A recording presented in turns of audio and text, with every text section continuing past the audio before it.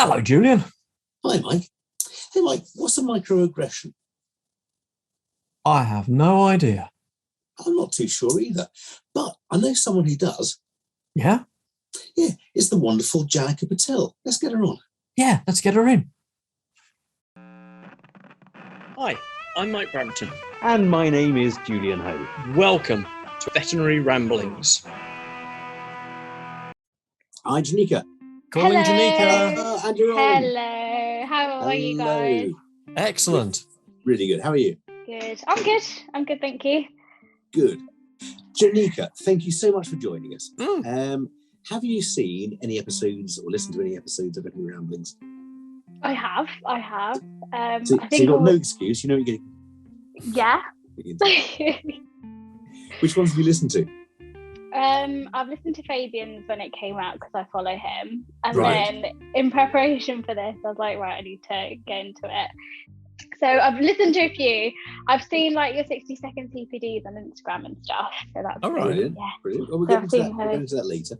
Yeah. Cool. So you're Great. one of our more thorough students then? Yeah, well, okay. I like to know what I'm getting myself into. But no, I've sort of had you guys on my radar for a couple of months now since you guys popped up on my Instagram, and then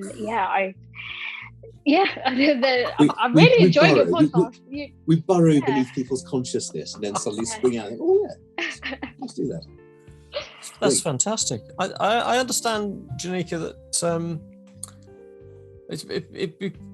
it sort of puts the wrong spin on it to a certain extent for me to say that you were one of my students once. I think that, I was back in. But only probably for one lesson at Nottingham University.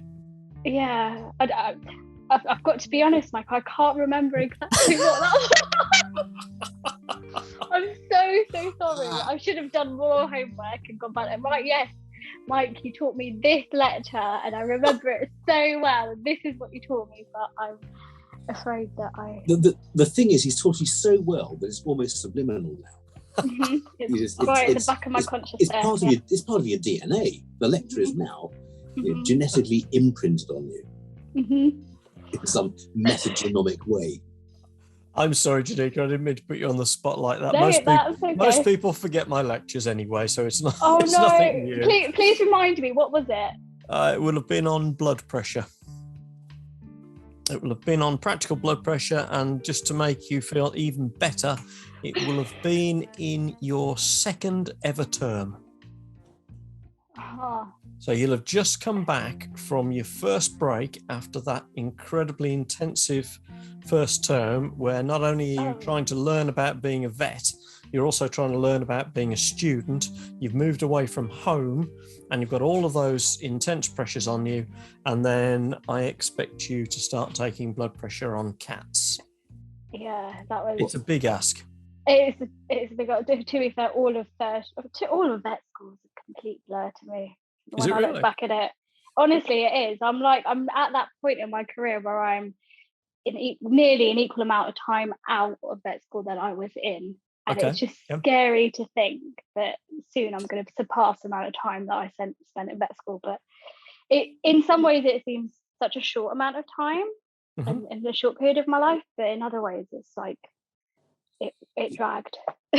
What gets worrying, Janika, is when, like me, you get a new employee, a new vet, and his date of birth is the year you qualified. I say I can't empathise with that just yet. But well, I can beat that, Julian, but I'm not going to in this instance. Instead, what I'd like to do is concentrate and focus with Janika on. Okay, so we both spent some time, you more than I, at Nottingham Vet School. What on earth got you into that whole thing? What made you become a vet or want to become a vet? Again, I think it's a very cliche thing, and I think a lot of people before me and I think after me will say the same thing, that it's something that we've always wanted to do since we were young. It came to my radar when I was about 8 years old. I was on holiday during my summer holidays. Went to see my uncle in Canada. He's a vet who graduated in India. emigrated to Canada, did the impossible task of sitting his navlies to get his qualifications to be a vet in the Americas, and then once he qualified, he moved down to America and started working there. So he was at the stage where he was studying for his exams, and I just got really inspired at that age to pursue this career. I remember quite vividly, he was sitting reading this book. I went in and be like, "Oh, what are you doing?" And he started showing me these pictures of these squirrels and explaining to me what gnawing meant and the sort of food that squirrels used to eat. And I think since then it really ignited a love of nature and animals in me. And I came back home, much to my parents' dismay, saying, "I want to be a vet." And I stuck with it and ran with it and committed myself down that route. So why, to your parents' dismay? Yeah, well, you're probably going to ask that one. That's exactly what I was going to ask. Well, I'm Indian, and I am quite rare in my love for animals in my family, as probably a lot of Asian people out there will experience and know of. I think my parents just saw animals more as sort of dirty, unpleasant beings that are meant to be kept away, to be admired from afar. Okay. Some of them just to be completely kept away. My mum was scared of dogs and cats. My dad was so he was born and raised in Africa, so he sort of saw animals more in the wild. But yeah, it's not just my parents, it's my whole family. I kind of was a bit of a black sheep in regards to that. So they all hate animals, which is really sad. It did upset me at certain times in my life. It still does sometimes when they don't share the same love and passion, and I can't share my love and passion with them, and then they understand to the same extent. But so they still don't understand your... No. Unfortunately, both of my parents have passed away, but my uncle and aunt, who sort of adopted me, have the same feelings, and as do the majority of my family. Most of my family are quite well educated. They've become doctors, dentists, pharmacists. So I do remember vividly at the end of my first year, when I passed my first year of exams at vet school, we went out for dinner to celebrate, and my aunt pulled me aside and said, it's still not too late to become a doctor. I know you've done a year at vet school, but I'm sure they'll make some allowances for you to, switch to medicine. I was like, no, I don't want to do that. I want to do vet. I've always wanted to be a vet, and I want to do it. So yeah, I guess part of getting through vet school and becoming a vet was in a way to show my family, look, I can do it, I did do it, and here I am. So has it made you more determined, do you think? Definitely in the younger years, yes. Definitely. It was a big motivating factor to prove them wrong, that I'm not cut out for it, or it's not a good career choice, but I think now less so, especially when I've come to the realization of some of the harsh realities of this profession. It's not all sunshine and rainbows. It's not all puppy cuddles and cute little kittens. It's a lot of ups and downs. And I'll be honest, there have been some times where I'm like, actually, were my parents right? Were my aunt and uncle right? Is this too hard? Is this not the career path for me? Because I think every vet, regardless of race, colour or creed, thinks that pretty much on a daily basis. Yeah. Are you so you mentioned that not many Indians, I think that's the word you used, not like most Indians, they don't like animals or they're not animal lovers. Does that make you feel quite lonely as a vet, that you are a rare breed, treating rare breeds? Do you feel that the Asian community, Indian community, is very much underrepresented? Yeah, definitely. I do think so in the veterinary profession, indeed. I think a lot of it does come from this teaching from generations and generations about the view of animals in society, especially back in India, and what our ancestors, the role that they had with animals, and a lot of misconceptions as well, with regards to animal health and welfare, and again, their role in our lives. I do think as times are changing though, and as the newer generation of the sort of first and second generation UK born Indians and Asians are coming through, that is changing. I am noticing a lot more people like me coming into the profession, owning animals, enjoying the companionship from pets, and being inspired to work with animals. I say, not in just a veterinary profession, or as a vet or a nurse, or in that regard, even if it's sort of going into the equestrian world or into farming, things like that. I'm seeing that a lot more, and that makes me happier. But there's still a long way to go. So is that part of a whole cultural mix? Because we're in quite a revolutionary period at the moment, aren't we? In so many ways. And I know that a partner and I were going to go and work in China for a while, and the initial thought was there's not going to be a lot there. But you then find that the hospital you're going to go and work in has got 2 MRIs, CT scanner, and people will travel for 4 hours to bring their cat to you, as a Western trained veterinary surgeon. So you're seeing a change beginning to happen then in the way our attitudes and our approaches to animals and animal doctors. Yeah, definitely that change. And as you rightly said, not only in the UK and the Western part of the world, in all parts of the world, which I think is really amazing, and it's a really good step for animal welfare going forwards as well, generally worldwide.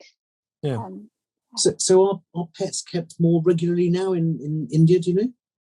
Yeah, I definitely think they are, especially in sort of bigger cities and built up areas, and especially as the country is developing. More people are keeping dogs and cats as pets. Through my Instagram, I've seen and had a lot of vets that live and work in India, people that want to embark in a veterinary career that are based in India, and I never really heard of that before. I remember speaking to my uncle about it, the one who's a vet in America now.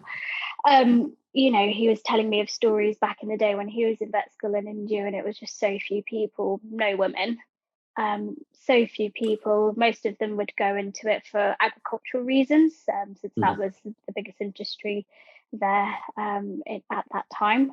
But nowadays, he is astounded by the change that there is. And the advancements in animal care over there as well.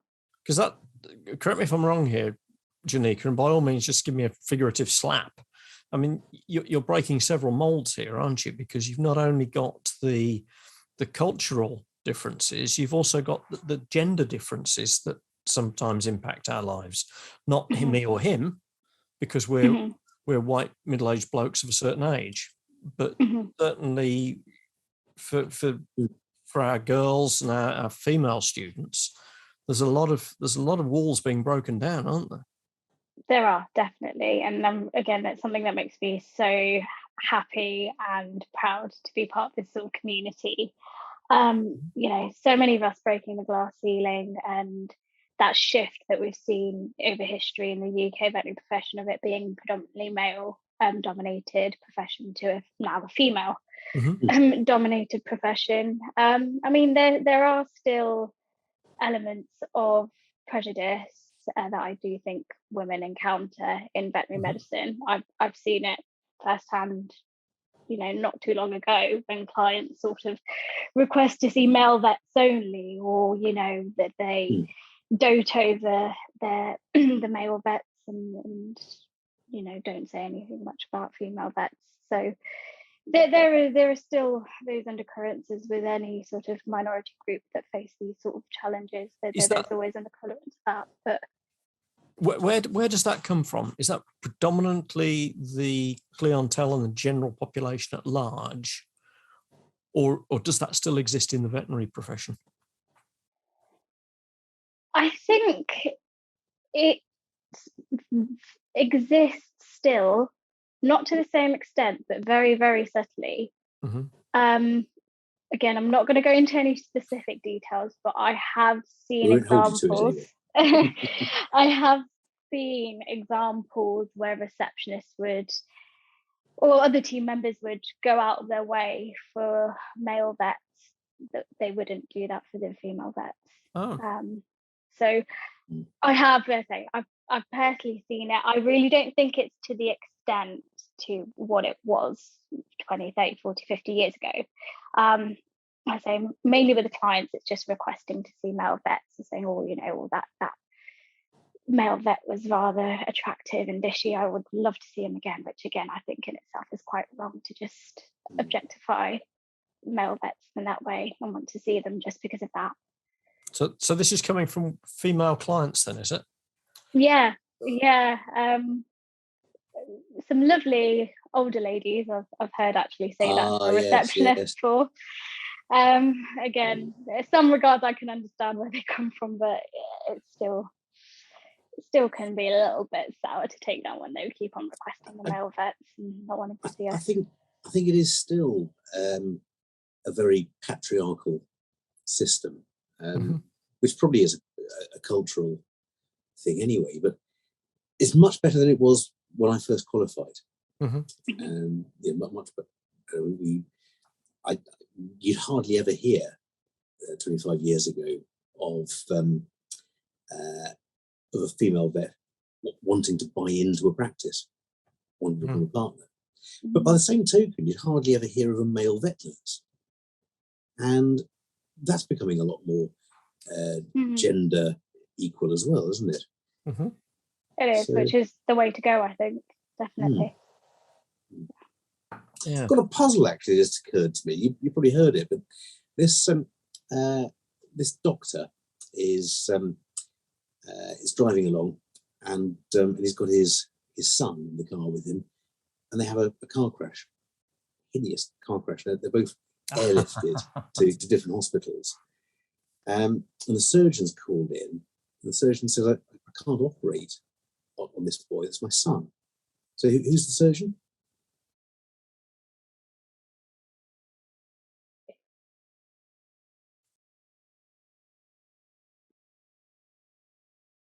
I'm going to put you out of your misery. It's the mum.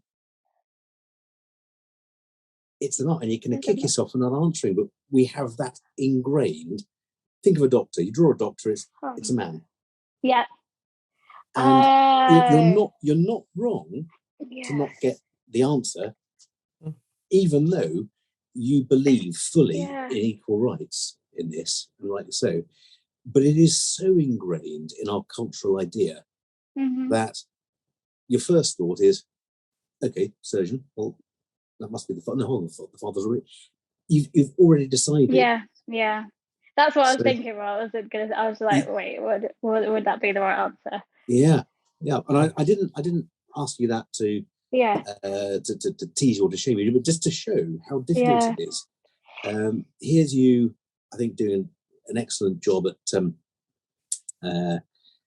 signposting what is achievable with your culture and your gender, but we have a long way to go in society to break those molds, those traditions, those ideas that we've all built up over many generations. The subliminal subconscious barriers. And I think it's when you have these things ingrained in you from such a young age, ever since you're an infant, it's so hard to try and unlearn those things. And certainly with the journey I've been going through, more sort of related to racial prejudice and racism and gender bias and things like that, I'm trying my best to unlearn quite a lot of the things that just were so normal to think. And I've been thinking those things for so many years, and then you realize one day that actually no, this is wrong and I need to unlearn this. It can be so hard to say. A great example was that question. Like, you immediately think, it's a man, it's male. Janika, don't be so hard on yourself. It was to illustrate the general milieu we're in, rather than your answer. Have you talk about racial discrimination and abuse? Is this since you qualified? When you were growing up, has it been all your life? All my life, really. I have experienced racism firsthand since I was young. One of the earliest memories I have of it, I think, comes from the back of 9/11. I can't remember exactly how old I was, probably between the ages of 6 to 8. I remember standing outside of Marks and Spencer's. I was eating an ice cream. My mum just quickly went in to make a return for a clothing item. And I had a group of boys, probably teenage boys, just come up to me and shout, "Oi, you, PAKI, go back home." Yeah. I didn't know what that meant. I started crying. My mum comes out, sees me crying, tries to comfort me. I didn't understand what that meant. Now looking back at it, I do. So that was sort of an instance of blatant racism that I've experienced.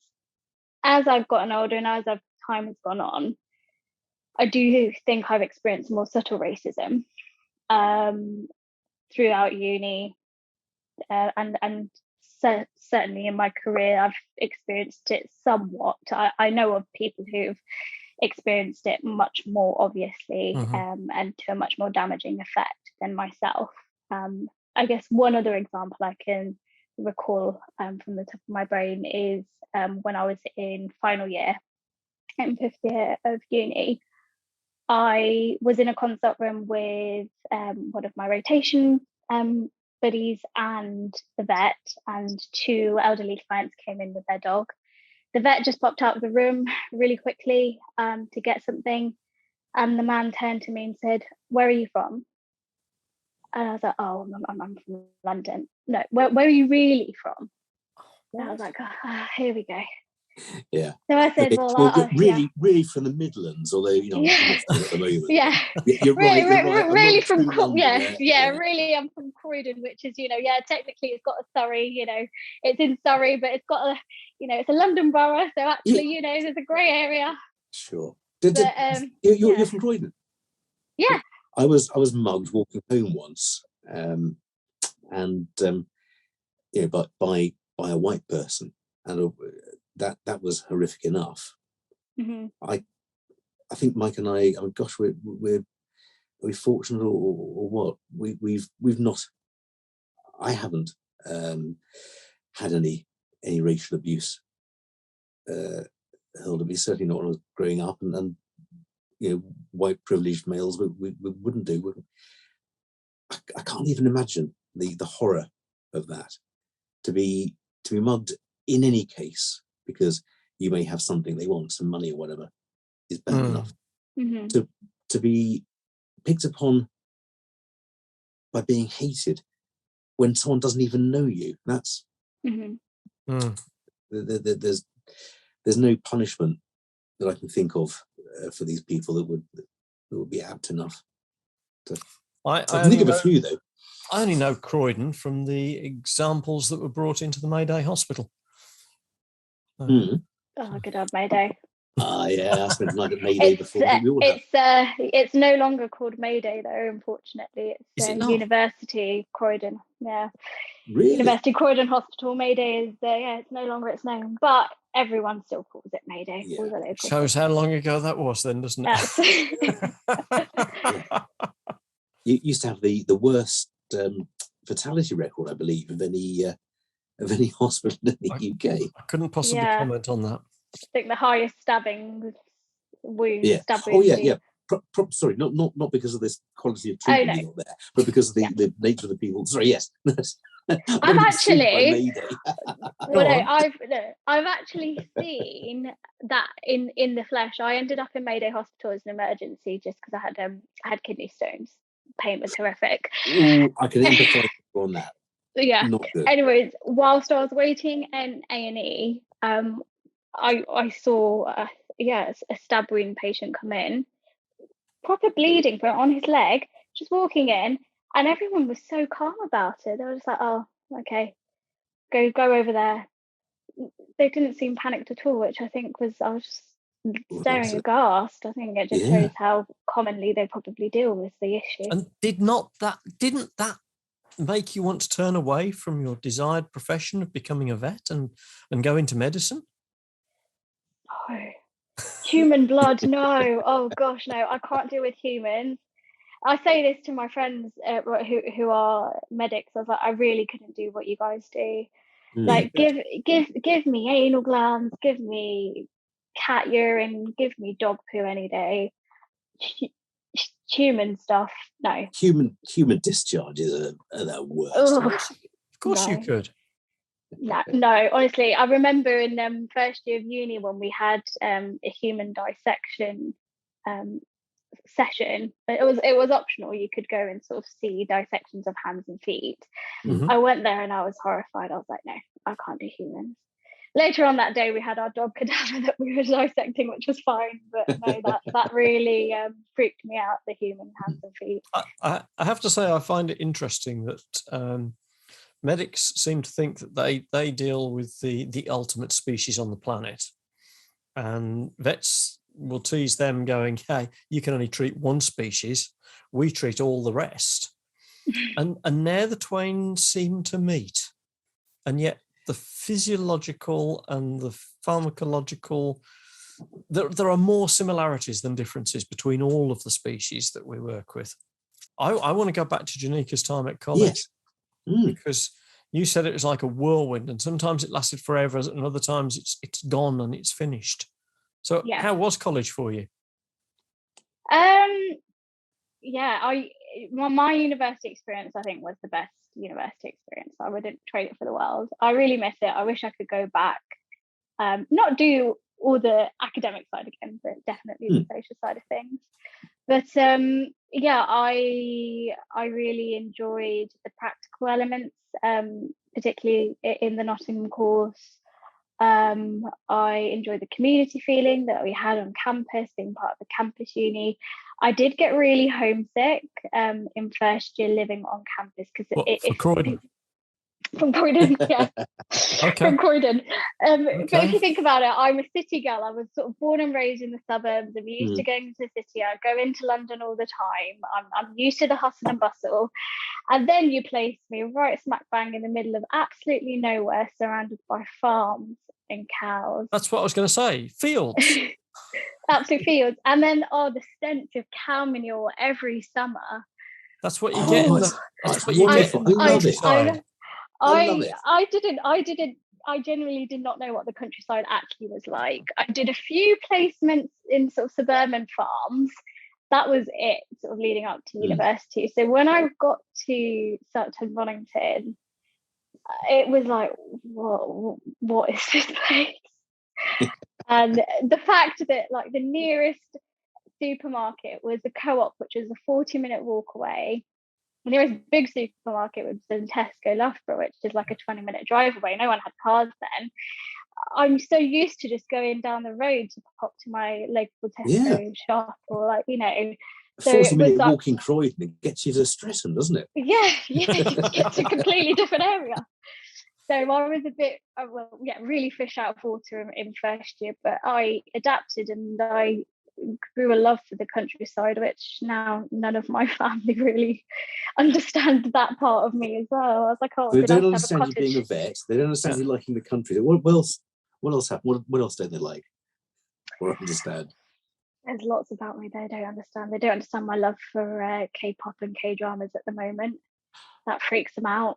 No, you see, Mike and I aren't as old as we look because we both know what K-pop and K-drama is because we looked it up just before Gangnam Style. Yeah. Yes, we K-pop. looked it up just before you came on. Okay, so you know a little bit. Yeah, so it's become a recent obsession. Gangnam Style was back in 2012 when I think that's when sort of Korean culture and all that came to light in the Western world. But I kind of got into it more recently, about a year or so ago. and I'm never looking back. I only watch Korean dramas now. I kind of pretty much only listen to K-pop music now, and my family and friends think it's so weird and sad, but I get so much joy out of it. And yeah, I just think that their shows are so well done, and the music is just, it's so different when you're used to listening to Western music, and for the first time you listen to music like that, you are like, what is this? It's just bright electric pop. Some of it is bubblegum, some of it is like proper like heavy. You're just like, this is just too much. But I got sucked into it, and now I'm hooked, and I don't think I will ever be able to get out. Interesting. Yeah. So do you have any views on the repression of the artists by the management companies?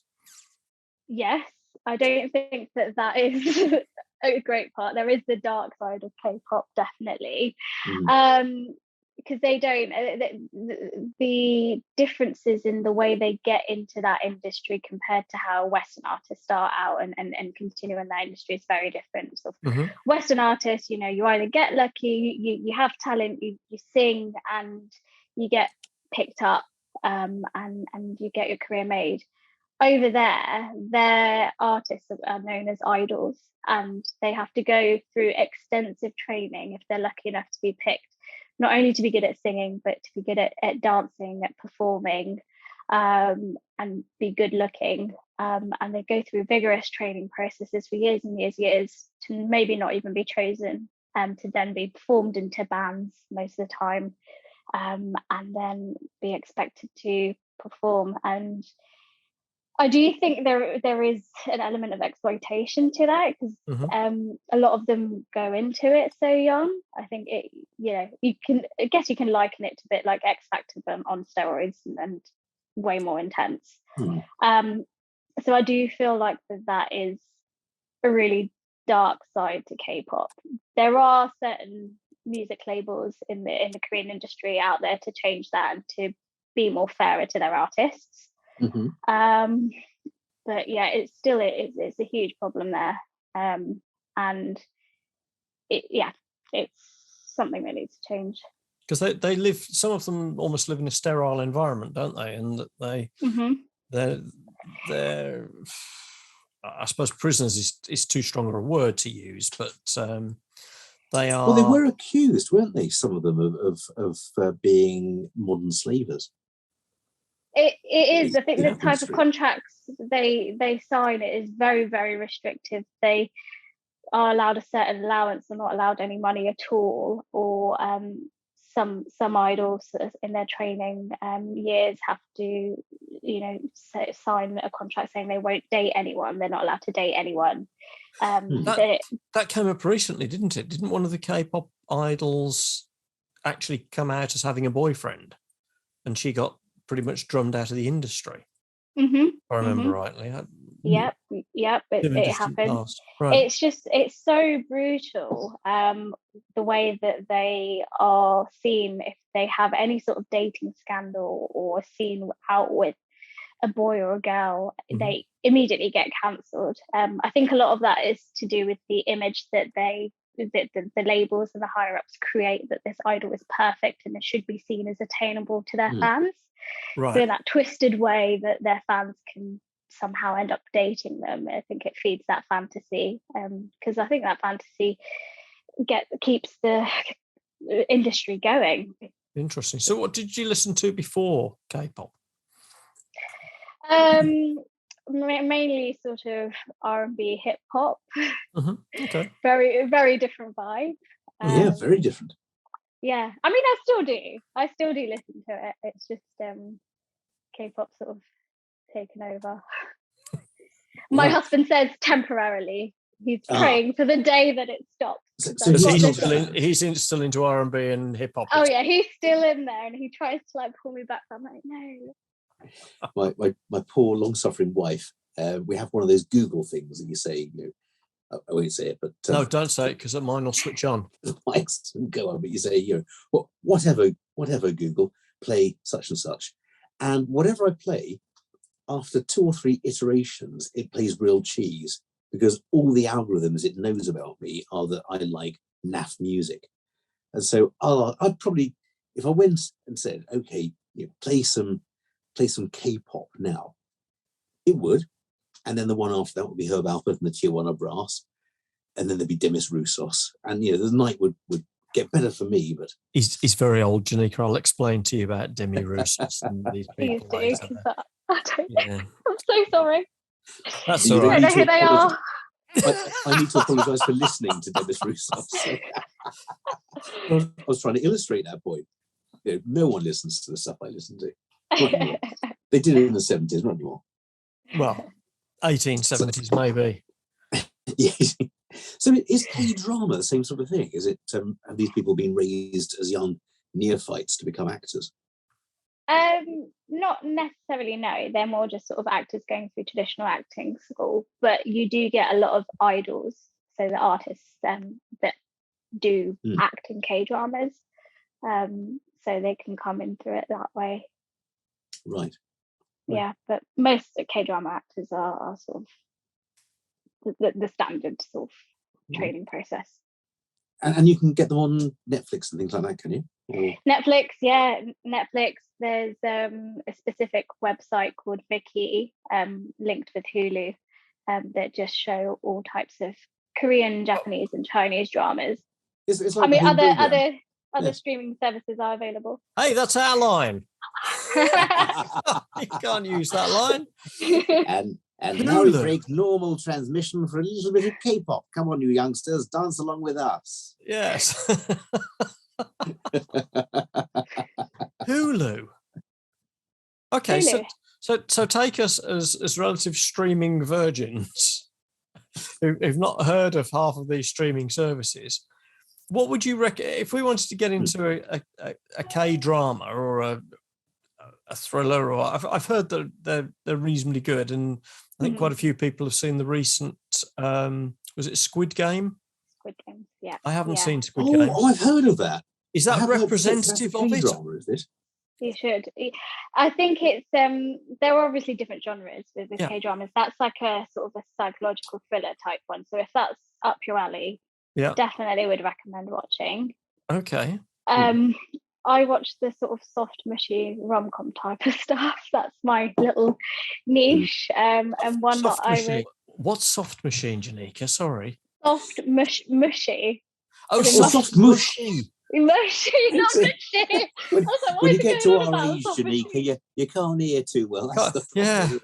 Yeah, I'll turn the volume up on the monitor. It's the wireless transmission. That's the problem. Yes, because I've taken it out as well because I get feedback from the loudspeaker thing. Yes, I've taken it. Soft and mushy rom-com. And mushy, not rom-com. So one I would really recommend if that's your genre is Crash Landing on You. It's about a South Korean heiress mogul who accidentally ends up in a paragliding accident and ends up on the other side of the Korean peninsula into North Korea and encounters a North Korean soldier, and the plot ensues of the task of trying to get her back to South Korea without her being killed, which doesn't sound like a rom-com, but as implausible as it may seem.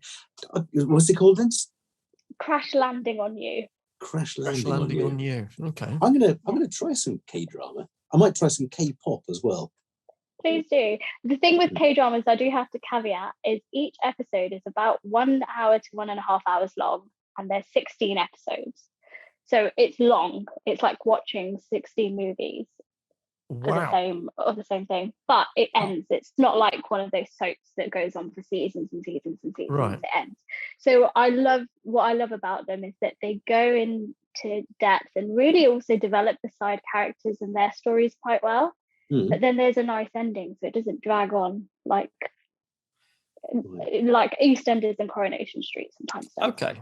I'm intrigued, Janika. You've piqued my interest here. You're talking about K-drama or whatever we're talking about there, and you're saying that these episodes are 1.5 hours long. Mm-hmm. Okay. But I thought, our researcher tells us that you're into Instagram.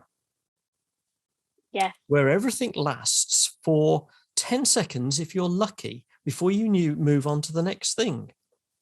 Mm-hmm. How do you reconcile those two, or is one a foil for the other? I think that's probably one of the reasons why I also turned to K-drama, because it's like an hour or hour and a half of me having to focus on something, otherwise I won't get it if I'm not reading the subtitles, compared to me constantly just scrolling through Instagram and TikTok, and it being so fast, and you get that instant gratification with Instagram and TikTok and those sort of social media platforms where you consume media so quickly. I think it's helped me just to slow down and just stop and be like, no, just focus on one thing. It's that balance. Fair enough. So I'm thinking here. So we've gone from 90-minute dramas that fit together in long sequences to 10 seconds and 30 seconds flash videos for your own. See where you're going here. Do you? Where do you think I might be going then, Julian? Would the next logical step be a 60-second production of some sort? Yeah. Because we've got our own 60-second section of this show. Have you come across 60-second CPD, Janika? I have, yes. You have? Yes, it's very interesting. Had some great segments in the past on that. Okay. We like it because, when you get to our age, you've got to get CPD in as quickly as you can. No telling if we'll survive till the next one. Who knows? Absolutely. That's the important thing for us. So, okay. So you've come across 60-second CPD. Yes. Can we challenge you, Janika Patel, to a 60-second CPD? I'll try my very best. Okay. Yay. Fantastic. All right. So what subject do you want to talk about? So subject I want to talk about is microaggressions in the veterinary profession. Okay. That's a pretty heavy thing to talk about in 60 seconds. I'll give it my best shot, but Give it your best try shot. to condense it down. But yeah. All right. Well, that's absolutely fine then. In which case, let's get the magic clock up, shall we? And let's go. Okay. On Veterinary Ramblings, Janika Patel is going to give us 60 seconds on microaggressions starting now. Right. So microaggression is a term used for comments or actions which intentionally or unintentionally negatively target a marginalised group of people. That could be people of colour, women, people with disabilities, or people in the LGBTQ plus community. A recent study conducted by the BVA shows that 1 in 6 veterinary professionals face discrimination in the workplace or while studying, and within that, microaggressions play a huge part. Some examples of them include, you don't sound gay, or it's impressive that you have kids in a career, or, oh, you look so exotic. Just by themselves, they don't mean much to the people who say them, but the effect that it has on the people affected by them is massive, especially when they're said to us again and again and again. So what can we do about them? They can be so daunting for people affected by them to tackle. We fear that speaking out against these comments will alienate us from our peers, and I know from personal experience that victims are often told they're making a mountain out of a molehill. I think we all can do better at spotting microaggressions and being aware of the impact they have, and I urge people affected and the allies that stand with them to speak out against microaggressions and report them. I also urge people on the other side to listen and believe how painful microaggressions can be for the people who've experienced them, and be mindful of what they say and how they say it going forwards. Wow. I let that run because I felt that it ran beyond 60 seconds because it's a worthwhile topic to talk about. And I know there was a report about microaggression in the Vet Record a few weeks back. And for listeners, that the Veterinary Record, or the Vet Record, is the journal of the British Veterinary Association. So it's published weekly in the UK. And it's a big thing. And I think Mike and I were discussing microaggression earlier. And it's very, very easy to downplay it, because in the culture we were raised in, microaggression is a daily routine of banter. And banter for Mike and myself is fun. We tease each other, we mock each other, we're blatantly rude to each other all the time. But the point you're making is that actually there's a difference between banter between equal understanding of cultures, isn't it? Mm-hmm. And between minorities, oppressed groups, people who are by their very nature sensitive to those aggressions. Mm-hmm. And by sensitive, I don't mean to put down that they're more sensitive than they ought to be, but they're vulnerable to these microaggressions, and that then harms them. And that's awful to think that goes on commonly, because it is common, isn't it? It's most of the time for a lot of people. It's common, and also I think to some extent subconscious. Mm-hmm. A lot of people that say these things don't realize they're saying it, or the actual double meaning behind it, which I think can be, as I said, it's hard to identify and to tackle because of that. Because if someone's like, oh, when people ask me, oh, where are you from? And they say, where are you from originally? Some of the people can just genuinely be curious, like what my story is. They don't mean any harm or malice behind it, but some people do, or, as I said, intentionally or unintentionally. Some people do, and I sometimes take it the wrong way, because it makes me feel, are they questioning whether I have a right to be in this country? I'm born here, I'm raised here, but it just makes me feel that they wouldn't ask my white friend the same question. Well, you had that awful experience when you were 8 with those boys outside the shop, didn't you? And so not really surprising that you'd be sensitive to these statements. Is there, do you think there's a culture that can't be changed in this generation, or do you think it is something that people can be made aware of and will strive to think before they speak? I think the latter, that we can try to unlearn those subconscious traits where possible, and try to be more mindful of what we say, how we say it. I have had people say to me, well then you're oppressing our free speech, or why do we have to think about everything that comes out of our mouths? I'm not forcing you to, you don't have to, but this is my experience, and this is how I felt when people have said these things to me. We all go on about being kind and treating others as we'd like to be treated ourselves. So if some people who've said that to me, I say, well, you've asked me my thoughts and feelings, this is how I feel, and these are the experiences I've had. I would advise you, and I want you to learn from it and not say the same things to other people like me, but it's up to you at the end of the day to learn that, to do more research on that, to reflect on yourself and make those changes. I am seeing people do that, but I think it must be quite brave to call people out on this sort of thing. Do you actively call people out if they say something like that? I try my best to. Okay, because that takes a lot of courage. It does, and sometimes I don't have that courage, and I've become more courageous as I've gotten older. Certainly when I was younger, when I was in university, I wouldn't say anything, I wouldn't speak up. Right. Now I do start to call things out. I find myself calling people out that I'm familiar with, who I know, so my work colleagues, my family, my friends.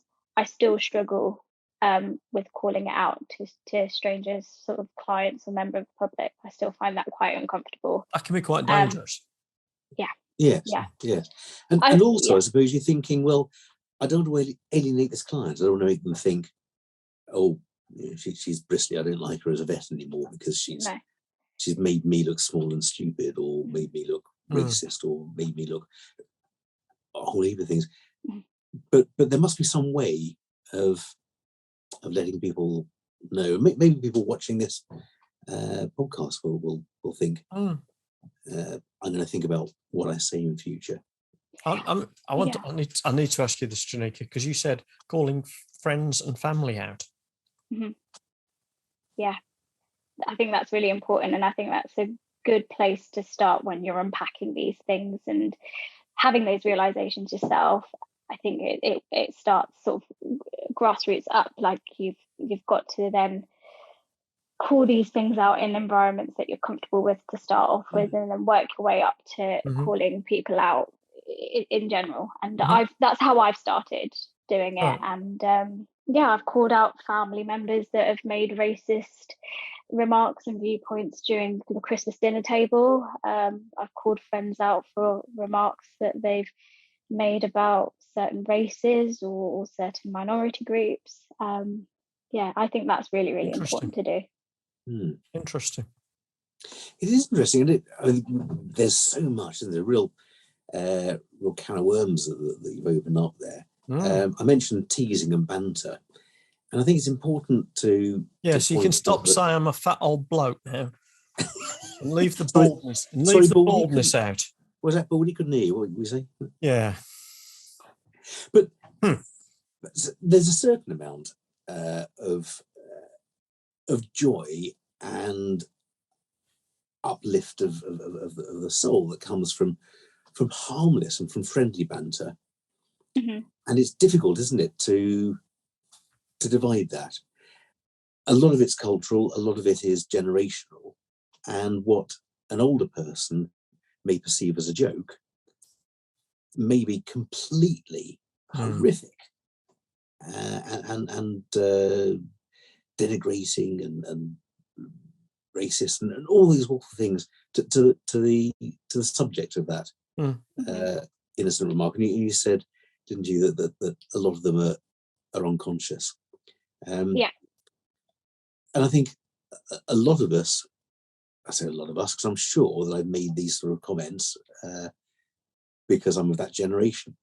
And a lot of us would be horrified to know that we were causing any offence. And so I think it is as important for people to point out that they find something offensive as it is for the person who's told that to not take offence that they've caused offence, if you see what I mean.